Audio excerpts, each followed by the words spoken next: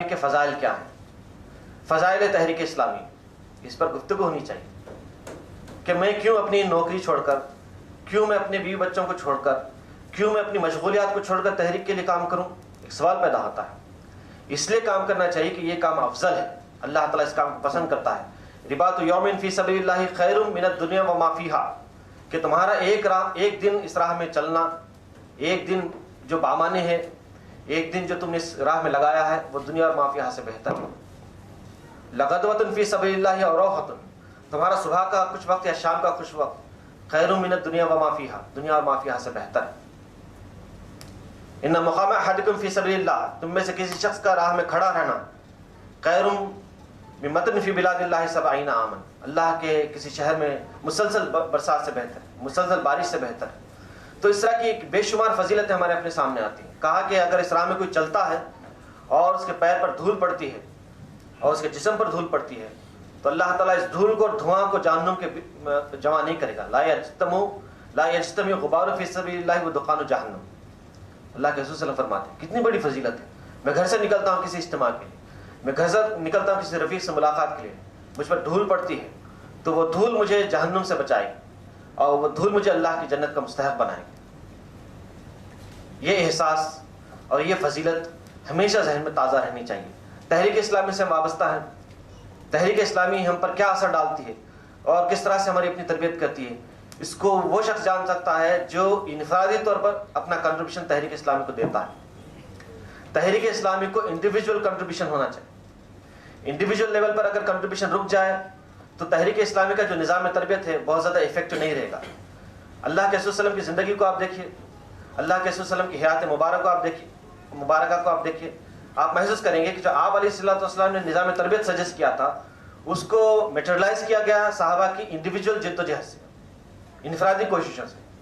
چنانچہ ہر ایک صحابی کو آپ دیکھتے ہیں کہ اس کا اپنا ایک میدان ہے اور وہ اپنے میدان میں مصروف ہے۔ خالد بن ولید آپ کو ملیں گے جو بہترین سپہ سالار ہیں، ابو ہریرہ رضی اللہ عنہ ملیں گے جو بہترین اسکالر ہیں، ایک بہترین باڈی گارڈ ملیں گے آپ کو حضرت زبیر رضی اللہ عنہ کے روپ میں، حواری رسول جن کو کہا گیا، حضرت عثمان غنی رضی اللہ تعالیٰ جیسے فلانتھراپسٹ آپ کو ملیں گے، حضرت زینب رضی اللہ تعالیٰ عنہ جیسی ام المساکین آپ کو ملیں گی، مدر آف ڈیسٹیٹیوٹ، حضرت عائشہ رضی اللہ تعالیٰ عنہ جیسے اسکالر آپ کو ملیں گی، حضرت ام شریک رضی اللہ تعالیٰ عنہ جیسی داعیہ آپ کو ملیں گی، حضرت ورقہ رضی اللہ تعالیٰ عنہ جیسی مزکی آپ کو ملیں گی، حضرت رفیہ اسلمی رضی اللہ تعالیٰ عنہ جیسی ماہر ڈاکٹر آپ کو ملیں گی۔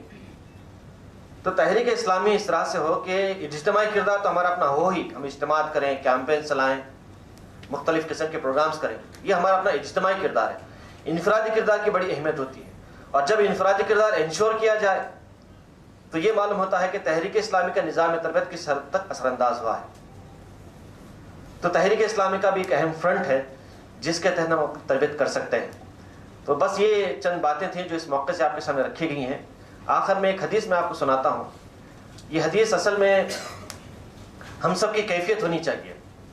اللہ کے رسول صلی اللہ علیہ وسلم فرماتے ہیں کہ یہ تحریک اسلامی کا قافلہ ایک عظیم قافلہ ہے۔ عظیم قافلہ اس لیے کہ اس کے سامنے ایک عظیم مقصد و نصب العین ہے۔ عظیم قافلہ اس لیے کہ اللہ تبارک تعالیٰ اس قافلے کو ایک عظیم اجر سے نوازے گا۔ تو جب قافلہ عظیم ہو اور قافلے کا مقصد عظیم ہو اور ملنے والا اجر عظیم ہو تو ہمارا اپنا کردار اور ہماری اپنی ذہنیت بھی عظیم ہونی چاہیے۔ ایک طرح کی ہماری فکر ہونی چاہیے، اور یہ فکر اصل میں محبت کا اظہار ہے۔ محبت جہاں ہوتی ہے وہاں خوف بھی ہوتا ہے۔ محبت ہو خوف نہ ہو تو یہ ممکن نہیں ہوتا۔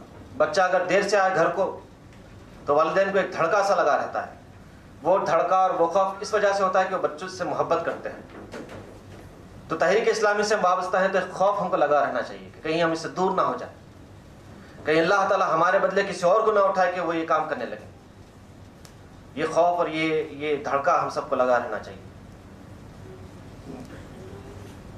ریگستان میں کوئی شخص بھٹک رہا ہے، اس کے پاس کچھ نہیں ہے، کچھ بھی نہیں ہے، نہ کھانے کو نہ پینے کو، اور تلاش کرتا ہے کہ کچھ مل جائے لیکن کچھ ملتا نہیں ہے۔